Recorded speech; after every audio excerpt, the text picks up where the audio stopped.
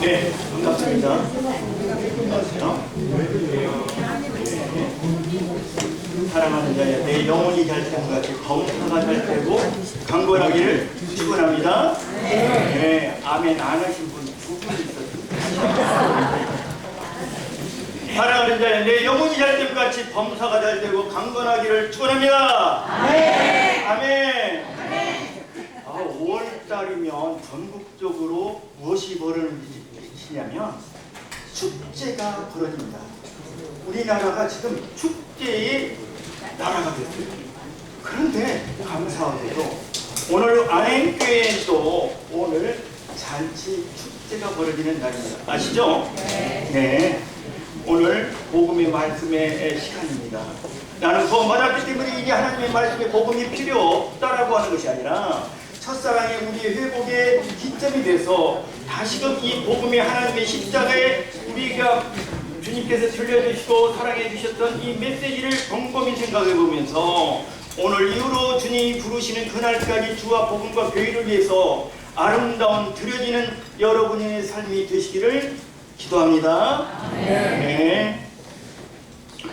제가 지난 4월 20일 날 해서 한 10여일간 해서 로마를 다녀왔어요. 그리고 로마에 갔더니 첫 번째 이 로마서의 배경이 되는 그곳이에요. 그래서 뭐 베드로의 무덤, 누구의 마가의 무덤도 이렇게 다녀왔는데요. 로마라고 하는 이 나라가 참 대단했어요. 우리나라 삼국시대 고구려 백제 신라시대 때 이 세 나라를 봤을 때 예수님 그때 당시 AD, BC 시작하기 그때에는 우리나라 삼국시대가 태동도 안 됐었어요. 그런데 그때의 이 로마라고 하는 나라는 엄청난 발전을 했어요. 지금 저 앞에 보이는 이 사진은 어디에 있냐면 이탈리아 로마의 남부지방 폼페이라고 하는 그런 도시입니다. 폼페이의 추운날이라고 하는 여러분들 영화 보셨나요? 네, 저는 안 보고 그냥 듣기만 했는데 화산 폭발로 엄청난 거기가 도시가 하루아침에 없어져 버렸어요. 그런데 우연히 그때가 폼페이가 언제 있냐면 79년도 5월 28일 날 그 화산이 폭발해가지고 그 도시가 없어졌는데 우연찮게 1980년대, 70년대에 거기를 발굴을 했다고 합니다. 근데 저 뒤에 보면 유적과 베스비오 산이라고 있는데 저 뒤에 저 멀리서 보이는 이 산에서 폭발을 했다고 합니다. 감동이에요. 역사적인 현장을 우리가 직접 눈으로 보고 봤다는 것은 정말로 감동이고요. 저는 여기서 느끼면서 신앙인으로서 구원받은 성도로서 여기서 무엇을 느꼈느냐면 과연 하나님께서 왜 이런 폼페이에 이런 엄청난 화산 폭발의 재앙을 허락하셨는가, 이것을 생각 안 할래 안 할 수가 없었습니다. 그 폼페이에서 유적된 발굴 중에서 잘 보이진 않으나 확대해서 보면 이런 모든 유적과 이런 유물들이 고스란히 있었어요. 왜냐하면 화산재가 어느 날 생활하고 있는 그때에 화산재가 덮어버려가지고 고스란히 앉아서 죽어버린 거예요. 그런데 저 유적 그런데 보면은 주로 인간 삶 속에서의 세 가지 기본 욕구가 있죠.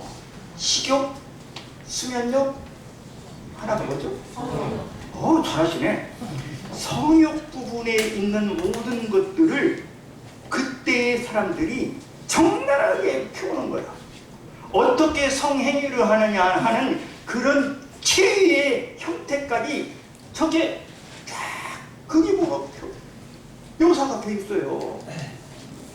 여기가 고대 로마의 권력층, 부유층, 권세 잡은 자들의 휴양지로 와서 그 다음에 그들은 돈이 있고 잠자리가 있고 그 다음에 뭡니까? 즐기는 거예요. 쾌락적인 삶을 살 수밖에 없는 거예요. 그 유적 하나하나에 보면은 엄청난 이런 것들이 우리들이 조금만 이면을 보면은 여기가 소돔 고모라 성과 거의 흡사하다라는 것을 바로 우리는 볼 수가 있습니다.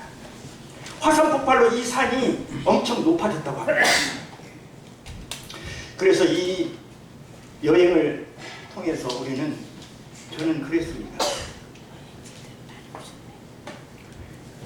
이때에 화산 폭발이 일어난다는 전조 증상이 있었는데 그때에 외치는 사람이 있었다고 합니다. 수일 안에 우리 지역의 저 산에서 화산 폭발을 하는데 빨리 우리는 피해야 합니다 라고 했는데 안 피했대요. 피한 사람은 누구냐? 가난한 자, 서민층, 노예, 힘들고 어려운 사람들은 보따리 싸가지고 갔다고 합니다. 그러나 부자, 갑부, 상류층들은, 고위직들은 도망가지가 않아요. 그때 한 20여만의 인구가 있었는데 웬만한 서민, 평민, 하급층의 사람들은 도망을 가고 거의 2천여 명의 고위직들, 부유한 사람들, 돈 있고 명예 있고 권력 있는 사람들은 사거리 그 자리에서 죽음을 당했다고 합니다. 가보면요, 그때 당시 AD 예수님 그때 당시에 그 포장이 바위를 갖다가 도로 포장을 아주 잘하고 수리시설이라지 이런 화로운 광장과 건축물 놀라워요. 그리고 특히나 그 로마에서는 이 목욕탕 문화가 엄청 발달이 됐다고 합니다. 목욕탕 문화가 발달이 되면 대개 그 다음에 연결되는 건 여러분 말씀 안 드려도 잘 알잖아요. 그래서 이런 매음불도 있었다고 합니다. 네, 그렇습니다. 찬란했던 로마의 그 분물도 하나님께서 흔들어 보시면 하루아침에 없어지는 겁니다. 저는 오늘 하나님의 말씀을 준비하면서 복음을 준비하면서 이제 우리는 언젠가 죽습니다. 우리가 죽음에 대해서 알고 있는 것은 분명히 나는 죽는다. 사람은 분명히 죽는다. 나 혼자서 죽는다. 아무것도 가져갈 수 없다.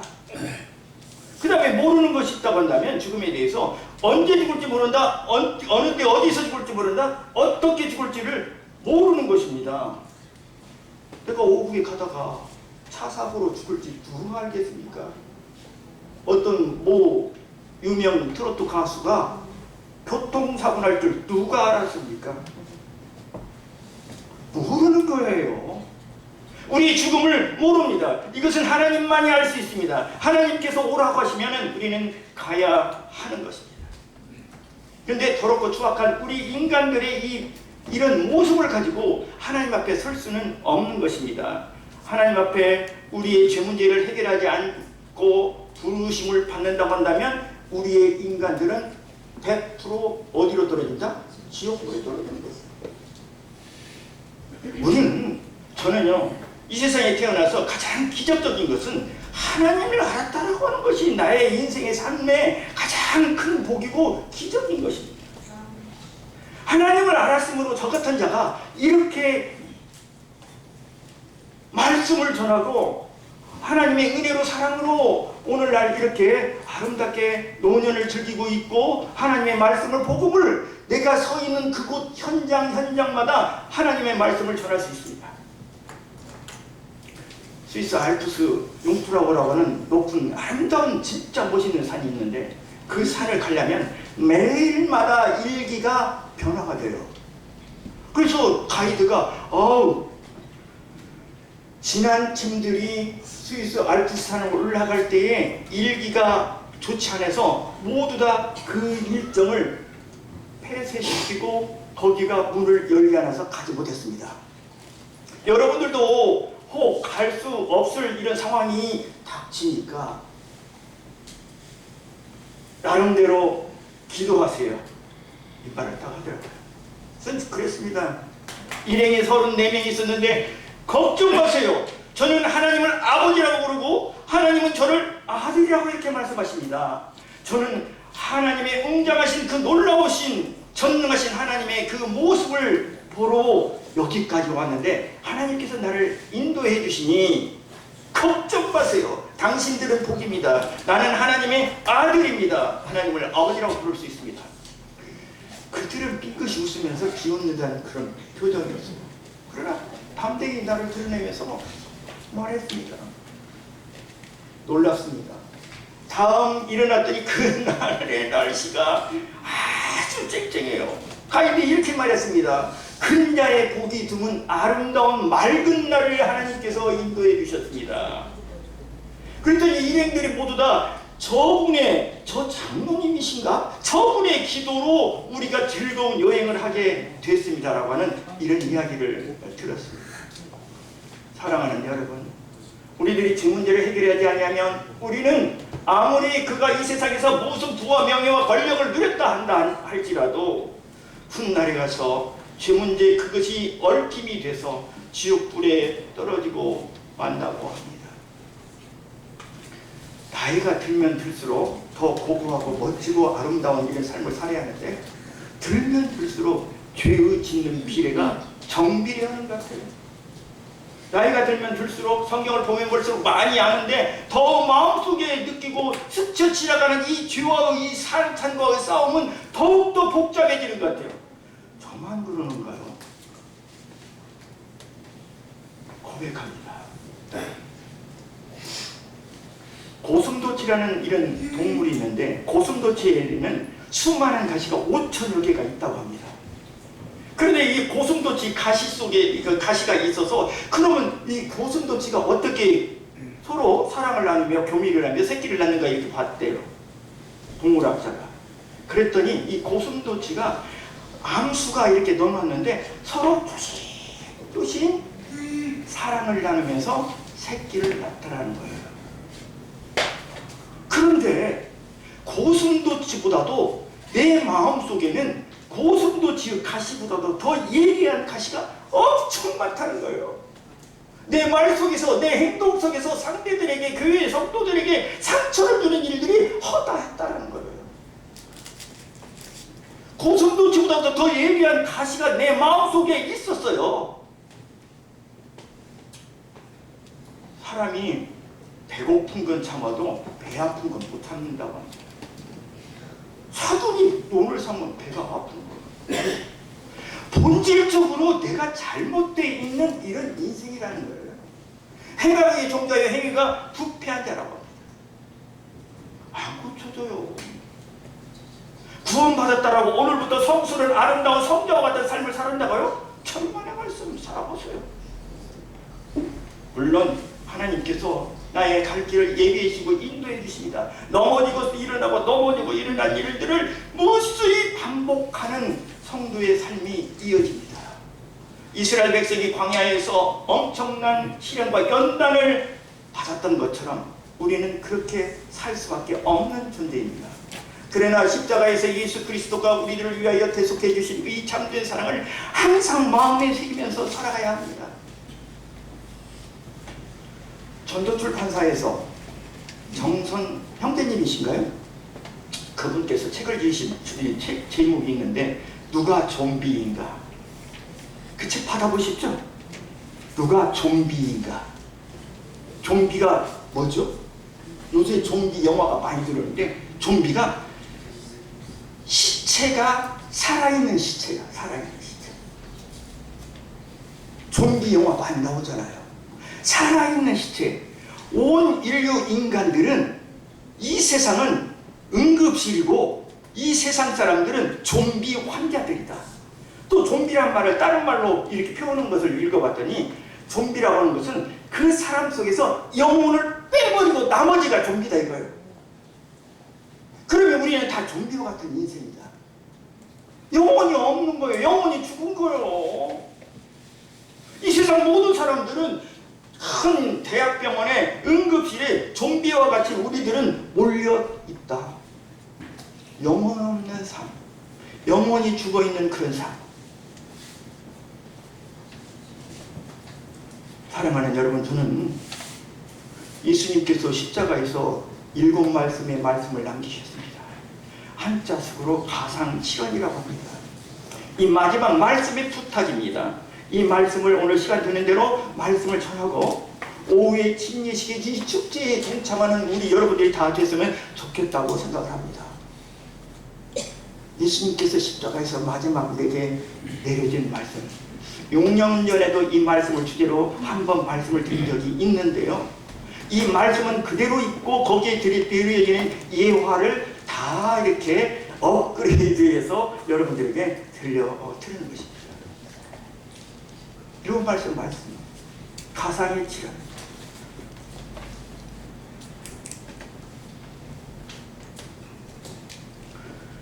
십자가에서 못 박힌 예수, 가상칠언이라고 한다면 성경 3구 27, 구약 39권, 신약 27권의 모든 핵심의 하이라이트의 가장 정점이 뭐냐면 예수님께서 십자가에 못 박힌 이 사건이 가장 성경에서는 큰 사건입니다.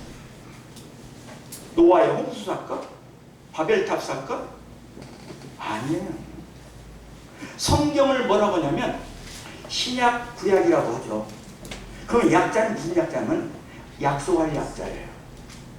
구약은 옛 구자 옛날에 맺은 약속인데 옛날에 무슨 약속을 사람에게 하나님께서 약속해 주셨느냐면 내가 인간들을 위해서 너희들 구세주 메시아를 보내주겠다라고 하는 약속인데요.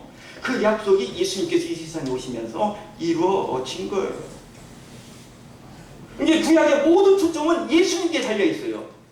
그러면 신약은 뭐냐면 오신 예수가 그 구약의 말씀으로 그분께서 오셔서 이사야 53장 오늘 기도 속에서도 우리들이 그런 분별과 기도를 감사를 했죠. 그가 찔림은 우리의 허물을 인하며 그가 많은 이 구약시대 때의 예언을 예수님께서 이루시기 위해서 이 세상에 오셨는데 그것이 곧 십자가 사건입니다. 이 십자가의 사건은 전무후무한 사건입니다. 가장 성경에서 핵심 중의 핵심이요 가장 중요한 부분이에요. 하이라이트 정점인 거예요. 거기에서 주님께서 오늘 우리에게 무슨 말씀하셨는가? 주님께서 말씀하시기 전에 겟세마네 동산에서 땀이 핏방울이 되도록 기도를 하셨습니다. 그러고 난 다음에 주님께서 붙잡히셔서 엄청난 노와 변정들에게 고통을 당합니다. 채찍으로 맞습니다. 태형을 당합니다. 그 주님께서 당하셨던 이 채찍에는 동물의 면도칼 같은 날카로우고 예리하게 갈아가지고 채찍 끝에다가 쇠구슬 같은 것을 달아서 예수님을 내리쳤습니다. 그러면 칠 때마다 이들은 한 방향으로 치는데 등골이 이 밭고랑처럼 패이면서 온몸에 물과 피가 주르르 쏟아지는 거예요. 채찍질의 방향입니다. 군사들이 때리는 방향인데 사실 이 피 흘림이라고 하는 것은 성경을 이루시기 위해서 예수님께서 그렇게 당하시고 죽으셨는데 만약에 이 채찍으로 안 맞으시고 예수님께서 교수형으로 목을 매달아 죽든지 가스로 죽었다고 한다면 성경을 이루어질 수가 없는 거예요. 주님께서는 그렇게 죽으셨습니다. 십자가를 지시기 전에 채찍을 맞으신 주님이시고요.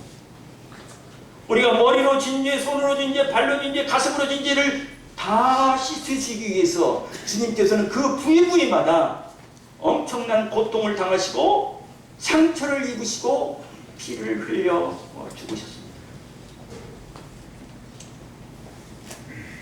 피 흘림이 없은즉 죄사함이 없었기에 하나님과 인간의 막힌 이 죄담을 허무시기 위한 것은 예수 그리스도의 피밖에 없습니다. 나의 죄를 씻기는 예수의 피밖에 없네. 찬송하셨죠? 흘리신 그 피, 예수님이 피밖에 없습니다.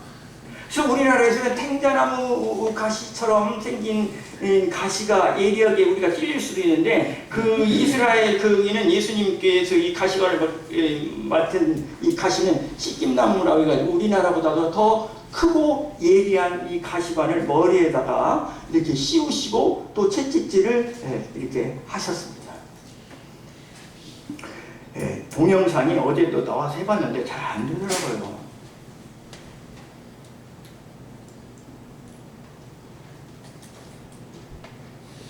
소리가 안 나네요. 복음 혹시 놀려보셨나요?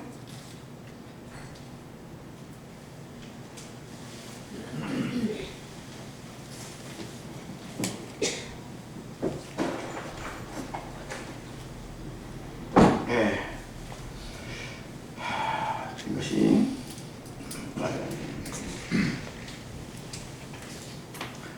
그냥 설명을 하겠습니다.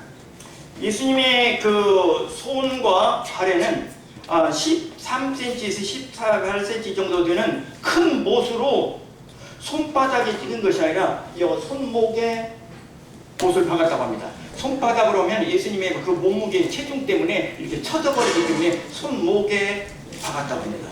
못 박힌 그 장소와 위치를 설명해주고 있는 그런 사진이 되겠습니다.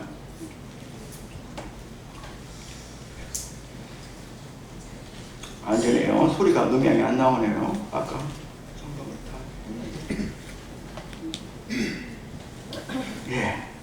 어찌됐든 이러한 사건을 통해서 예수님께서 십자가에서 우리를 대신해서 희생의 제물로 죽으십니다.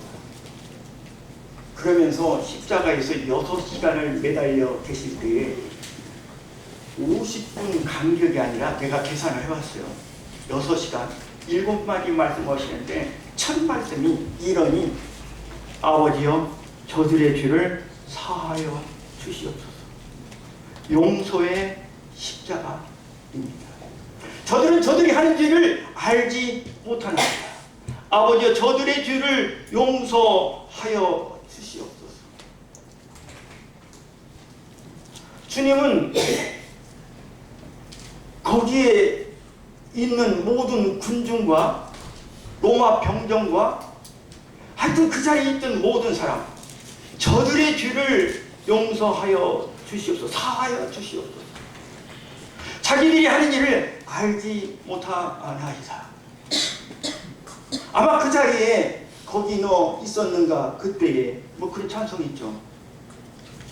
주님 십자가에 달릴 그때 아마 우리도 어찌했을까요? 범죄자를 위해서 주님의 은혜와 사랑 가운데서 우리를 위하여 용서하신 주님의 간절한 기도였습니다. 첫 번째 기도였습니다. 자신을 죽이려고 하는 그 자를 용서하시는 하나님이셨습니다. 강도의 마음을 변화시키는 계기가 됐다라고 이렇게 생각도 하고 있습니다. 근데 주님이 용서를 내 것이 되게끔 만들려고 한다면 주님은 용서하고 싶은데 그가 그 용서의 대상의 과정을 깨닫지 못하고 한다면, 그 죄를 깨닫지 못한다면 용서가 내 것이 됩니까? 안 됩니까? 안 돼요. 누가복음 17장 34절 3절 4절에 보면 경고하고 그가 그 죄를 뉘우치거든 깨닫거든 용서하라고 했어요. 내가 오늘 네 죄 용서해줄게 그러는데 내가 무슨 잘못을 했거니 내 죄를 용서해준다고 그래? 그러면 죄가 용서가 성립이 됩니까? 안 됩니까? 안 되는 거예요. 주님 제가 잘못했습니다. 주님 감사합니다. 이럴 때 죄가 용서가 되지. 아니 주님이 나의 죄를 용서해준다고 내가 주님한테 무슨 잘못을 했어? 괜찮습니다. 내가 그 죄를 인정하고 시인하고 회개하고 주님 앞에 돌아올 때에 나의 모든 죄가 용서가 되는 것이지, 돌아오지 아니하면은, 믿지 아니하면은 그 죄가 용서가 된다 안 된다? 안 되는 거예요. 사랑의 예수님, 사랑의 하나님도 어쩔 수가 없어요. 용서를 받으려면 자기가 그 지은 죄를, 내가 죄인이라고 하는 이 사실을 깨닫고 알고 고백을 하고 주님 앞에 두 손 들고 나가야 합니다. 진정성이 있어야 돼요. 하나님께서는 우리들의 마음을 꿰뚫어 보십니다. 금방 알아요. 이거 거짓으로 하는가 허위로 하는가 금방 압니다. 아버지여 저들의 죄를 용서하여 주시옵소서. 자기들이 하는 것을 알지 못하나이다. 아버지여 저희들의 죄를 사하여 주시옵소서. 두 번째는 진실로 진실로 내가 내게 이르노니 강도들에게 말합니다. 예수님께서 죽으실 때 양옆에 강도들이 있었죠. 오늘 내가 나와 함께 낙원에 있으리라. 양옆에 강도들도 같이 죽었어요. 그러니까 예수님은 이 흉악한 강도 취급을 그보다 더한 죄인 취급을 받으셨어요. 제가 언젠가 이런 퀴즈 문제를 한번 냈었죠. 지금 예수님과 강도들과의 이 대화 속에서 있을 그 현장, 그 시각에 가장 큰 죄인은 누구냐고. 그랬죠? 주식씨. 기억나시죠? 예수님, 강도, 로마 병정들, 군중들 누구입니까? 예수님이라고 했습니다. 왜? 우리들의 모든 죄를 예수님이 다 짊어졌기 때문에 아버지 저들의 죄를 용서하여 주시옵소서 하시고 당신께서 희생의 양이 되셔서 보라 세상 죄를 지고 하나님의 어린 양이로다 하시고 예수님께서 이튿날 침례 받으시고 이튿날 그런 세상 죄를 지고 하나님의 어린 양이라고 하는 소개함을 받고 이제 마지막 십자가에 달리셔서 세상 죄를 지고 가는 그 장면입니다. 그런데 한 강도와 두 강도가 있었는데 한 강도가 이렇게 말합니다. 예수님에게. 예수님, 당신이 하나님의 아들이다면서요? 정말 하나님의 아들이라고 한다면 왜 그렇게 고통받습니까? 왜 그렇게 십자가에 못 박힙니까? 바보처럼? 그러니까 멸망하는 자들은 주님 가신 십자가의 도가 미련하게 보여요. 주님 미련합니다. 거기서 내려오셔가지고 하늘의 천군 천사를 불러서 저 로마 병정들 못 박는 여러분들 저 사람들을 다 죽여버리면 되지 않겠습니까?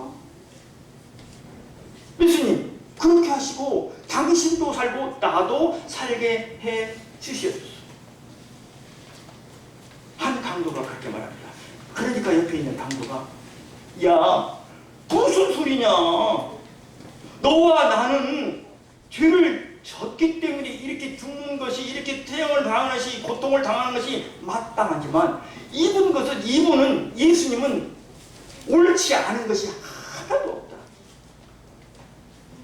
이분은 훌륭하시다. 주님, 당신의 나라에 임하실 때 나를 기억하여 주시옵소서. 이렇게 고백하고 간증합니다. 주님 앞에 기도합니다. 주님께서 한 강도가 말할 때는 대답이 없었으나 두 번째 우편에 있었던 이 강도가 말할 때 내가 진실로 진실로 내게 이르노니 오늘 내가 너와 함께 낙원에 있으리라. 그렇습니다. 오늘 이 시간이 가장 중요한 시간입니다. 이 세상에서 가장 중요한 시간은 언제라고요? 오늘이에요. 지금 이 시간이에요. 성공하는 사람은 언제 이 시간을 가장 아끼고 귀중하게 쓰냐면요, 내일이 아니에요. 어제가 아니고 오늘 이 시간, 지금 무엇을 하고 있느냐에 그 사건의 중점을 두고 내 앞에 누가 있느냐에 최대한 대로 관심을 갖는 사람은 다 성공한다고 합니다. 오늘 나와 함께 하시는 분이 누구냐? 예수님이라고 하는 거예요. 전능하신 예수님. 이 강도는 복도 많아요. 세상에서 헐짓 다 하고 직업이 강도였어요. 나쁜 짓 할 대로 다 하고 천국 갔어요. 얼마나 좋겠어요. 근데 옆에 있는 한 강도는 복도 지질이 없지. 구세주이신 예수님이 옆에 있었는데 몰라보고 말을 또 씹먹해가지고 그대로 어디로 갔다? 지옥 갔어요. 말 조심해야. 차라리 아는 것만 못했어요, 이 강도가. 죽음 직전에 우리는 죽음 직전에 주님을 만나가지고 회개하고 주님 영접하면 천국 갈 수 있다 없다? 있는 거예요. 이 강도를 보면 그 사람은 참 복이라고 생각합니다. 어떤 큰 죄인이라도 오늘 이 시간 하나님 앞에 회개하고 나간다고 한다면 그는 구원받고 하나님의 자녀가 되는 것입니다. 이 구원받은 이 강도는 오늘날 수많은 사람이 이 강도의 이 말 한마디를 가지고 엄청난 설교의 제목거리 가지고 또 이 사람의 한 행동을 가지고 많은 사람들이 그렇구나, 천국 가는 것은 행위가 아니고 무엇이다? 믿음으로 가는 것이구나 라는 엄청난 진리를 이때 깨닫게 되는 것입니다. 어떤 상황에서도 회개하고 주님 고백하면 누구든지 즉각적으로 천국에 갈 수 있다라고 하는 것은 이 두 강도가 주는 교훈으로 우리가 깨달을 수 있고요. 선한 행위가 구원의 조건이 아니라 구원의 열매라는 사실을 깨닫게 됩니다. 본질은 곧 믿음입니다. 또 아니 구원받은 강도는 침례 안 받았어요. 세례. 어떻게 되는 거예요? 구원하고 침례하고는 전혀 상관이 있다 없다? 천국 가는 거는 상관이 없어요. 다만 예수님께서 우리에게 베푸신 이런 의식이 예식이 있는데 성찬식과 침례식이 있는데 침례식은 주님께서 본을 보이셨고 구원받은 성도가 하는 첫 순종은 본이 되기 때문에 침례를 받음으로 우리가 영적인 분별로 주님께서 십자가에 달리실 때 주님과 함께 더불어 내가 죽고 주님이 죽으셨을 때 나도 함께 장사가 되고 주님께서 부활하셨을 때 나도 함께 부활했다고 하는 이런 상징적인 모습을 우리들에게 가르쳐주고 보여주시는 것입니다. 오늘 오후에 이런 일들을 우리들이 친히 하게 되는 것입니다. 이러한 모습을 하늘에 있는 수많은 천군 천사들이 얼마나 흠모하며 찬양하며 우리를 부러워하겠습니까? 머리에 멋있는 하얀 너울을 쓴 성도들과 함께 손을 모으고 이 일에 축하의 찬송을 부르는 이 모습은 그 누구가 연출한다고 해서 되는 것이 아니라 성령님께서 우리 안에 있는 성도들을 감동하시고 역사하셔서 그 아름다운 시냇가에 가서 이 예식을 지내는 일들은 정말로 아름다운 모습입니다. 우리가 여기서 간과할 수 없는 것은 두 사람이 함께 있었지만 두 강도가 함께 있었지만 한 사람은 구원받고 한 사람은 구원받지 못했다는 거예요. 두 사람이 함께 잠을 자다가 두 사람이 함께 맷돌 갈다가 한 사람 가고 한 사람은 남겠네. 너 주님 맞을 준비됐나? 이렇게 찬양했죠. 주님 맞을 준비 안 됐으면 이 세상에서 큰 부와 명예와 권력을 돈을 많이 축적했다 한다 할지라도 아무 의미 없는 삶입니다. 아무리 큰 죄도 천국 가기 충분하고 아무리 적은 죄도 지옥 가기 충분하다라고 어떤 친구가 이런 말을 저에게 보내줬어요. 맞아요. 주님 앞에 섰던 강도는 엄청난 큰 죄를 졌지만 그의 고백으로 천국을 갔습니다. 그러나 바리새인이나 율법학자 서기관들 유대인들은 하나님 우리 주 예수이신 우리 주님을 구세주이신 주님을 영접지 아니함으로 그들은 지옥에 떨어졌던 것입니다. 다음에 여자여 보소서 아들이니라 보라 내 어머니이다. 여기서 당신을 낳은 예수님께서 육신의 어머니 마리아에게 보소서 아들이니라. 그리고 그 옆 제자들에게 보라 이분은 내 어머니다. 부탁한다. 효도의 십자가의 말씀을 하시는 순간 하나님께서 인간에게 10계명을 주실 때 1계명에서 4계명까지는 하나님과의 관계 속에서 대신관계라고 한다면 5계명에서 마지막 계명까지는 대인관계예요. 그래서 십자가는 수직과 수평이 있어요. 하나님과의 관계, 수평적인 인간과 성도와의 관계. 첫 번째는 부모에게 잘해라. 어떤 분은 그렇게 해석하시더라고요. 하나님께서 온 천하 만물을 다스리고 주무르시고 통치하시고 섭리하시고 주관하시는데 인간 개개인에게 직접 오셔도 좋지만 당신의 형상과 성품을 닮은 그분을 보내주셨다. 눈에 보이는 하나님이다. 그게 바로 누구다? 부모님이시다. 하나님께서 우리에게 당신의 모습과 성품을 닮은 분을 보내주셨는데 그분이 바로 나를 낳으시고 길러주신 부모님이시다. 내 부모를 공경하라. 이것은 약속에 있는 첫 계명이니 이로써 내가 잘되고 땅에서 장수하리라. 사업을 하나 하시려고요? 하세요. 사업을 어차피 계획했다고요? 성공을 해야겠다고요? 성공해야죠. 방법, 부모에게 공경하세요. 그러면 그 사업 성공합니다.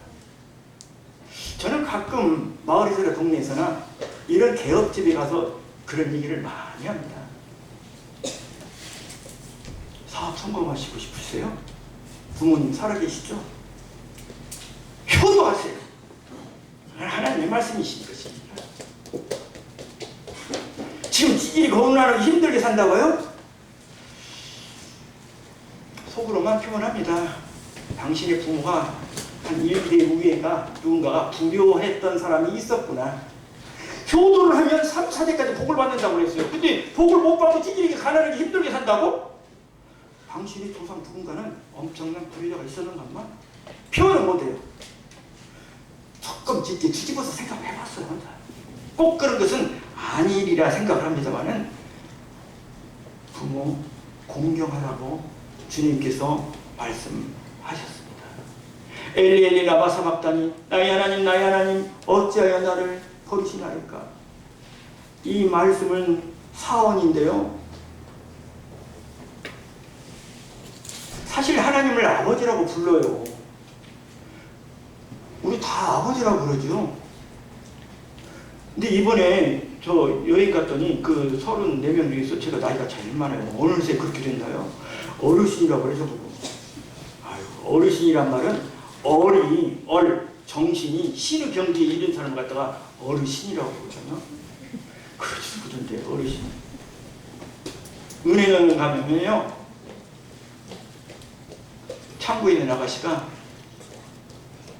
아버님 어찌 오셨습니까? 그 창구 아가씨가 나보고 아버님이래요. 전화 속에 흘러나오는 멘트가 사랑합니다 고객님. 진짜 사랑한가요? 영혼 없는 멘트잖아요. 저는 사유들에게 아버님이라고 부르지 말아라, 아버지라고 부르라.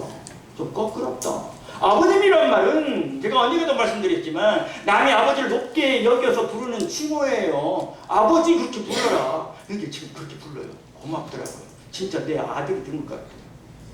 그런데 여기서 하나님께서는, 예수님께서는 아버지라고 부르시다가 아버지 저들의 죄를 용서하여 주시옵소서 이럴 때는 그렇게 했는데 사원에 와서는 아버지라고 않고 하나님이라고 해요.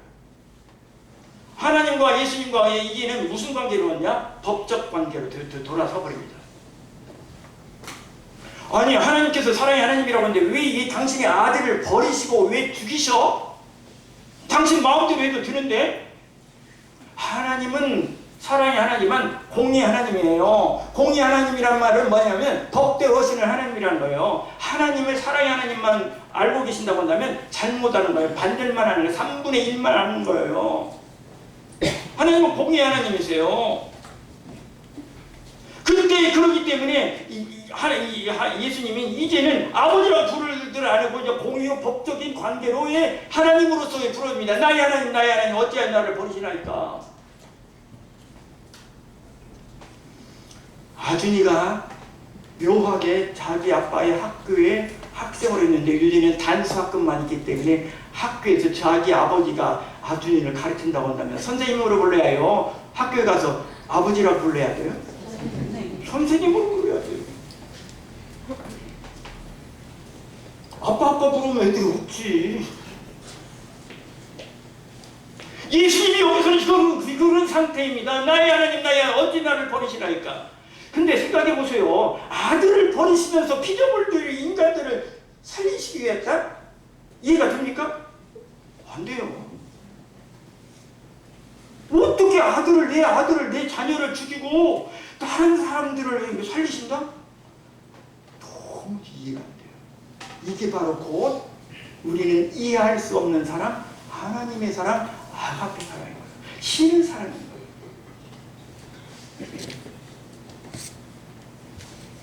그렇기 때문에 예수님께서는 십자가의 고통을 잘 아시기 때문에 인간의 모습으로 나의 하나님 어찌하여 나를 버리시나이까 외치셨습니다. 보라색 상처를 주고 온 하나님의 어린 양이라고 세례요한이 말할 때에 이미 그 전날 예수님께서 침례받을 때 세례요한을 통해서 대제사장인 세례요한을 통해서 인간의 모든 죄가 예수님 앞에 넘어갔다 안 넘어갔다? 넘어갔어요. 그렇기 때문에 예수님께서는 광야에서 녹뱀이 장대에 매달린 것처럼 인자는 달려야 하리라 당위성을 가지고 말합니다. 영어 성경에 must, M-U-S-T 마땅히 뭐뭐 해야만 하리라. 나는 죽어야만 하리라. 그래서 예수님은 그때의 그 죄가 당신의 몸으로 우리들의 모든 죄가 넘어갔기 때문에 예수님은 희생의 제물, 화목의 제물, 속죄의 제물, 향기로운 제물이 되셔서 하나님과 인간에 막힌 죄의 담을 허무시기 위해서 거기서 장렬하게 당신의 몸을 희생의 제물로 내놓으시고 죽습니다. 아, 이거 멋져요. 하나님도 멋지시고 아들 예수님도 멋지십니다. 그런데 하나님은 그 장면을 눈을 뜨고 볼 수가 없었습니다. 하늘도 모든 땅도 다 해도 빛을 잃고 눈을 감아버렸어요. 당신의 아들이 죽는 모습을 처참하게 죽는 모습을 보고 눈으로 똑똑히 보고 있는 있을 사람이 어디가 있습니까? 하나님도 그 장면을 차마 볼 수가 없어서 그때에 일식이 일어났다라고 합니다. 성경학자들. 눈을 감았다.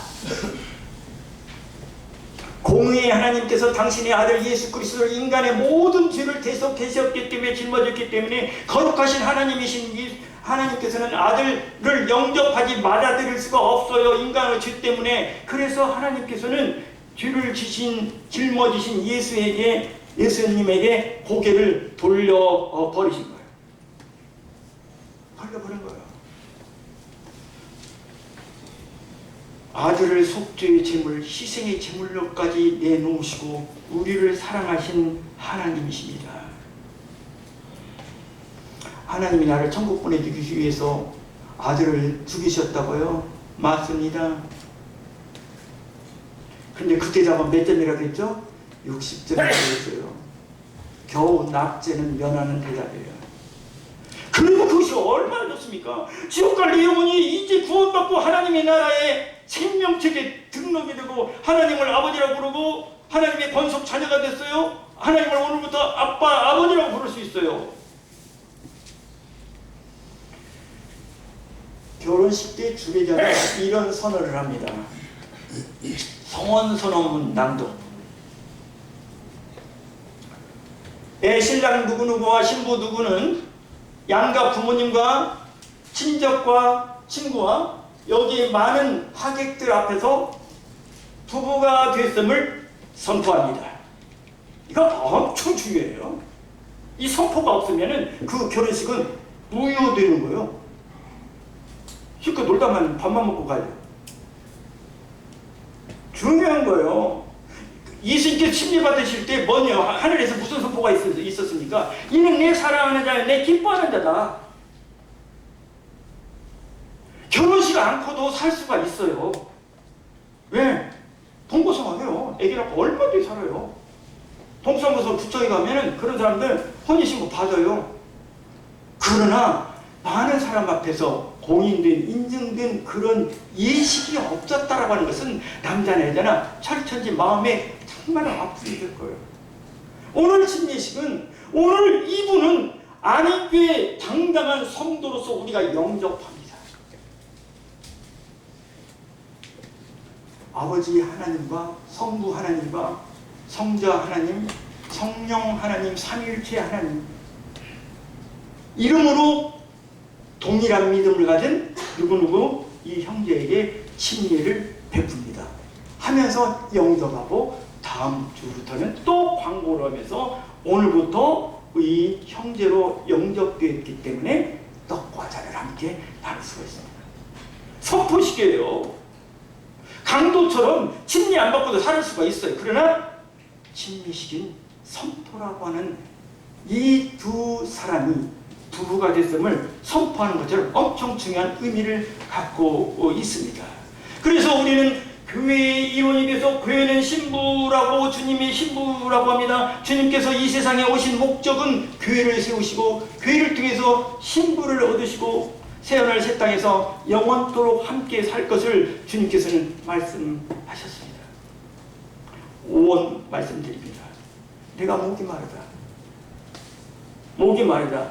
주님께서는 이제는 육신의 이 아픔과 뜨거운 태양의 장렬 속에서 모든 피가 흘러내기 때문에 갈증이 심하게 왔습니다. 그때에 주님께서는 내가 목이 마르다. 엘리엘리 라마 사박다니 나의 하나님 어찌하여 나를 버리시나이까. 이것은 영적인 고통이었다고 한다면 내가 목이 마르다라고 하는 것은 육체적인 고통을 지금 호소하고 있는 것입니다. 또 영적으로 해석하시는 분들이 많이 있는데 인간의 목마름, 삶의 목마름 지쳐있는 사람들, 직장 문제, 결혼 문제, 승진 문제 등등의 나의 삶 속에서 모든 목마름, 안타까운 일들 이런 것 있지 않아요?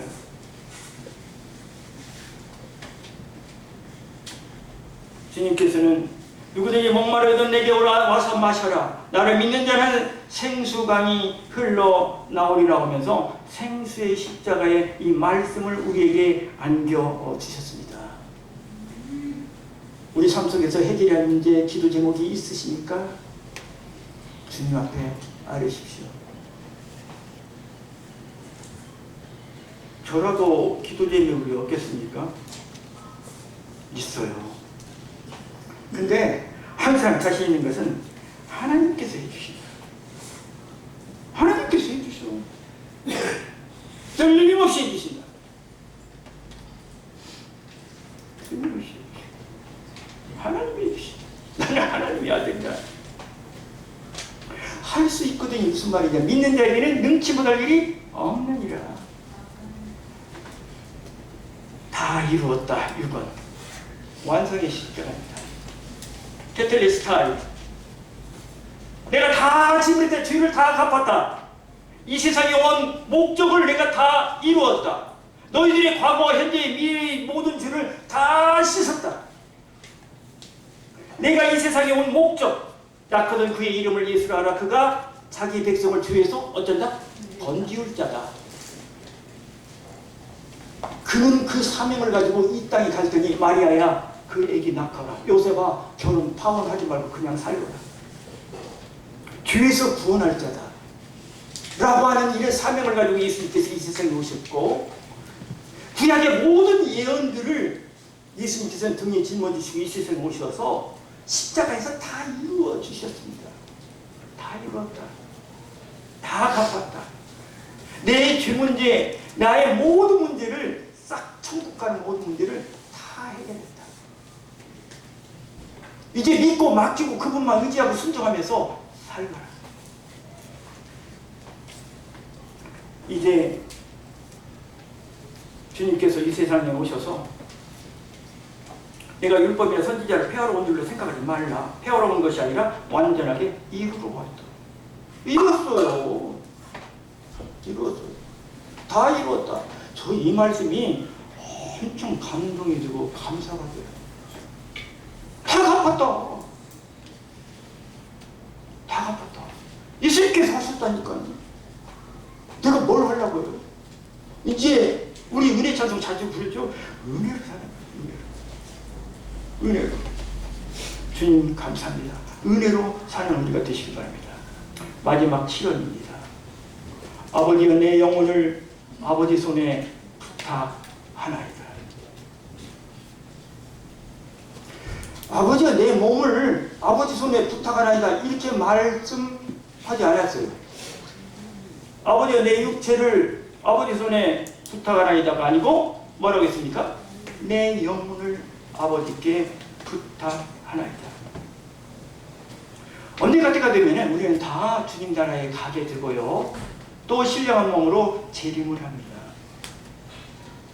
죽음 이후에 우리가 성도들을 만나볼 수 있습니까? 없습니까?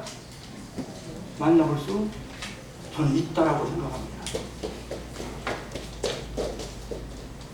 앞서간 아브라함, 거짓 나사로가 아브라함의 품에 안겼던 것을 누가 봤습니까? 부자가 봤어요. 어디에서? 지옥에서. 지옥의 창문은 어디로 났다? 천국으로 났어요. 지옥에서 부자가 보니까 아브라함 품에 자기 집 문 앞에 있었던 나사로하고 같이 이렇게 포옹하면서 사랑을 나누고 있었어요.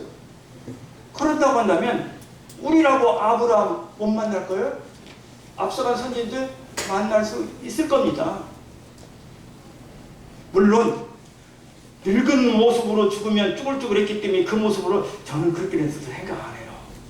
30대 젊은 모습으로 신령하게 아름답게 변화해 있을 것이다 이렇게 생각을 해보는데 어찌됐든 거기를 보면 이렇게 다 알아보는 거예요. 아버지 내 영혼을 아버지 손에 부탁하나이다. 다 이뤘기 때문에 이제는 아까 나의 하나님 어찌하여 나를 버리셨나이까 했는데 이제는 다시 이루셨기 때문에 뭘로 왔습니까? 호칭이 아버지로 바뀌었어요. 아버지로 바뀌었어요. 아버지 다시 사랑의 아버지로 왔어요. 공의의 하나님이셨던 하나님 앞에 있을 때에는 나의 하나님이었지만 이제 나의 아버지. 우리가 최종 목적은 어디입니까? 아버지 집에 가는 거예요. 탕자가 돌아가는 것은 마지막 간 것은 어디입니까? 아버지 집이에요. 내 아버지 집. 아버지 집. 가면은 먹을 것, 입을 것, 쉴 곳이 풍성한 있고 앞서간 성도들과 사랑하는 인들이 다 있는 것입니다. 아버지 집을 가야 합니다. 주님께서는 이 말씀을 마치시고 숨을 거두시고 돌아가셨습니다. 또한 3일 만에 부활하셨습니다. 살아나셨습니다. 그분께서는 이제 살아나셔서 우리 죄 때문에 죽으신 예수님이 우리를 의롭다 하시기 위해서 살아나셨습니다. 성경의 복음은 죽음으로